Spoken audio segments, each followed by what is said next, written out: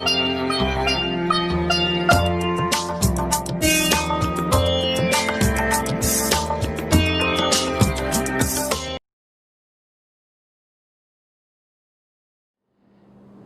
बहुत ही प्रिय और बेहद सम्मानित साथियों, हृदय की गहराइयों से अभिनंदन, बहुत बहुत हार्दिक स्वागत।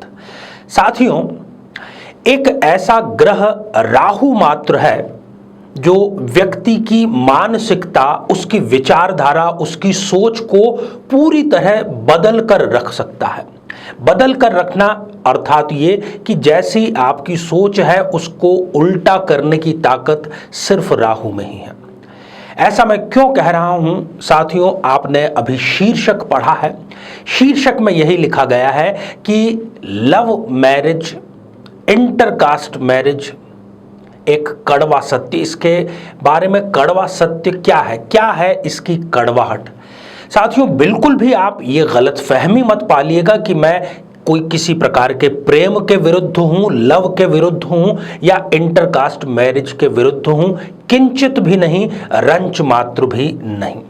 मैं तो केवल आपको एक वास्तविकता बतलाना चाहता हूं। ज्यादातर मामलों में शादी को लेकर के, संबंधों को लेकर के जो सोच एक कंवारे व्यक्ति की होती है और एक 20 साल से जो शादीशुदा है उसकी, इन दोनों व्यक्तियों को यदि आप साथ में बैठाओगे तो दोनों की विवाह को लेकर के, शादी को लेकर के, परिवार संस्था को लेकर के बिल्कुल उलट सोच होगी। और ऐसी ही प्रेमी प्रेमिकाओं के साथ में होता है।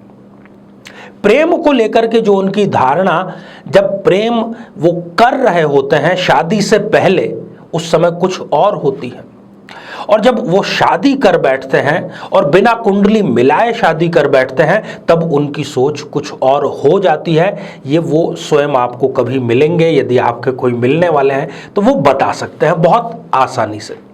साथियों, कहने का मतलब यही है कि यदि हम अपनी जन्म पत्रिका पर दृष्टिपात कर लें ठीक से और फिर हम थोड़ा सा इमोशनल नहीं, थोड़ा सा प्रैक्टिकल होकर के अगर कोई डिसीजन लें तो हम जीवन को बेहतर बना सकते हैं।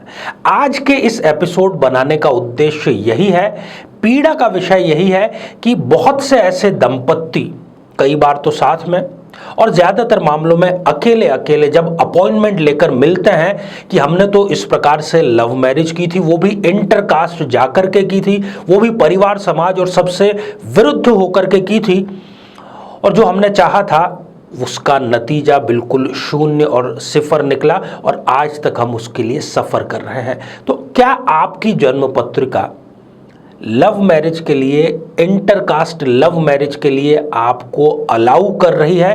तो ही आप ये डिसीजन लें, अन्यथा ये डिसीजन आप न लें तो ज़्यादा बेहतर है। और ये डिसीजन लेने में हमारी सहायक है हमारा ये ज्योतिष का ज्ञान। साथियों, इस पर हम चर्चा करें इससे पहले एक बेहद जरूरी सूचना कि हम हमारे प्रत्येक एपिसोड के अंत में किसी न किसी जातक के प्रश्न का उत्तर देते हैं और ये प्रश्न हमें प्राप्त होते हैं आप लोगों के ही द्वारा YouTube कमेंट के माध्यम से। अपना कमेंट लिखने से पहले आप #आचार्य चंद्रकांत इस शब्द का प्रयोग जरूर करें और साथ ही बेहद आसान सा प्रश्न जो इसी एपिसोड के अंत में आपसे पूछा जाएगा उसका सही उत्तर भी साथ में लिख करके जरूर भेजें। तो आइए साथियों, बिना किसी देरी किए जन्म पत्रिका के विश्लेषण के माध्यम से इस निष्कर्ष पर पहुंचने का प्रयास करते हैं। साथियों, ये आप एक जन्म पत्रिका देख रहे हैं। अगर आपको डिसीजन लेना है इंटरकास्ट लव मैरिज का तो आपको दृष्टिपात करना पड़ेगा दो भावों पर, सप्तम भाव पर और नवम भाव पर। यद्यपि पंचम भाव से भी लव मैरिज का निर्णय किया जाता है, परंतु यहां पर आज हमारा केंद्रीय विषय है इंटरकास्ट, दूसरी जाति और कई बार तो दूसरे धर्म की बात। यदि सप्तम भाव में राहु और केतु में से कोई भी एक विद्यमान है या नवम भाव में राहु और केतु में से कोई एक विद्यमान है, तो निश्चित जानिए साथियों कि ये जो राहु या केतु विद्यमान है, क्योंकि यदि राहु विद्यमान है तो वो स्वयं, और जहां पर केतु विद्यमान होता है उस भाव पर राहु की दृष्टि पूर्ण रूप से पड़ती ही है। विवाह को लेकर के, प्रेम को लेकर के सारी गलतफहमी विवाह के तुरंत बाद या कुछ समय बाद ये दूर कर देता है और इस व्यक्ति को गलती से भी सपने में भी कभी इंटरकास्ट लव मैरिज का सोचना ही नहीं चाहिए, करना तो बहुत दूर की बात रही। अब होगा क्या क्या आप स्वयं इसका अंदाजा लगा सकते हैं अगर आप भुक्तभोगी हैं तो। ऐसा जो व्यक्ति है, इसका जीवन साथी यदि इसने इंटरकास्ट लव मैरिज कर ली है तो इन पर और इनके परिवार पर झूठे आरोप लगाने का काम बहुत ही सावधानी और षड्यंत्र पूर्वक करता है। असामाजिक होता है इनका जीवन साथी जो है, ना तो उसको परिवार से कोई मतलब है, ना पड़ोसियों से कोई मतलब है, ना रिश्तेदारों से किसी भी प्रकार का कोई मतलब वो रखता है। एक्स्ट्रा मैरिटल अफेयर भी इनके जीवन साथी के हो सकते हैं और जो इनका जीवन साथी है उसका केवल एकमात्र उद्देश्य होता है कैसे इनसे आर्थिक लाभ लिया जाए, कैसे इनको मेंटली टॉर्चर कर दिया जाए। इनका जो जीवन साथी होता है वो एक इस मुद्दे पर कार्य करता है कि इस व्यक्ति को इसके परिवार वालों से कैसे दूर किया जाए, कैसे संबंध सारे उसके विच्छेद कर दिया जाए, सबसे वो झगड़ा करने में माहिर होता है। और जब झगड़ा बढ़ जाता है, तलाक तक की नौबत आती है, तो वो संतान को लेकर के अपने मायके या अपने परिवार, लड़की है तो मायके और यदि वो लड़का है तो अपने परिवार में वो संतान को लेकर के बैठ जाता है और जीवन साथी को वो संतान नहीं देता, कई बार तो ब्लैकमेल भी करता है।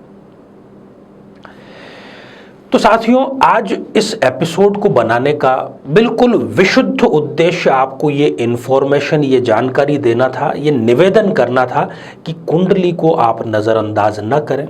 इस प्रकार की कोई स्थिति यदि बन रही है तो उस पर आप सावधानी पूर्वक डिसीजन लें इंटरकास्ट लव मैरिज करने से पहले।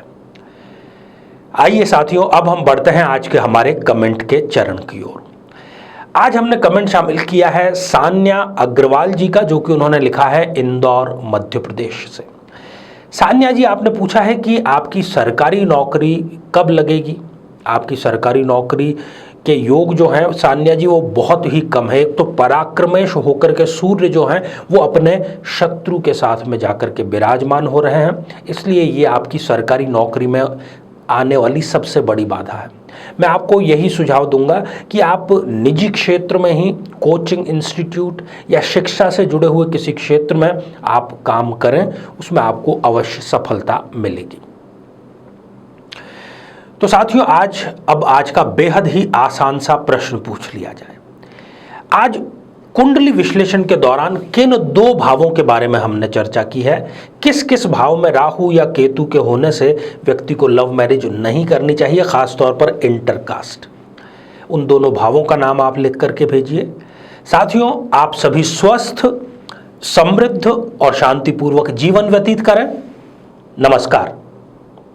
जीवन में किसी समस्या का सामना कर रहे हैं, जैसे कि शादी में देरी होना, पति पत्नी में मनमुटाव या तलाक तक की नौबत आ जाना, संतान का प्राप्त न हो पाना, नौकरी या धन प्राप्ति में बाधा आना, जीवन के प्रत्येक क्षेत्र में किसी न किसी प्रकार की बाधा आना, तो आज ही अपनी जन्म पत्रिका का संपूर्ण विश्लेषण करवाएं और पाएं समस्या से सदैव के लिए मुक्ति।